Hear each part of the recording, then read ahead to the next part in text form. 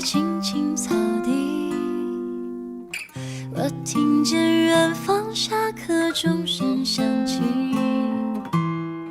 可是我没有听见你的声音，认真呼唤我姓名。爱上你的时候还不懂感情，离别了才觉得刻骨铭心。为什么没有发现遇见了你是生命最好的事情？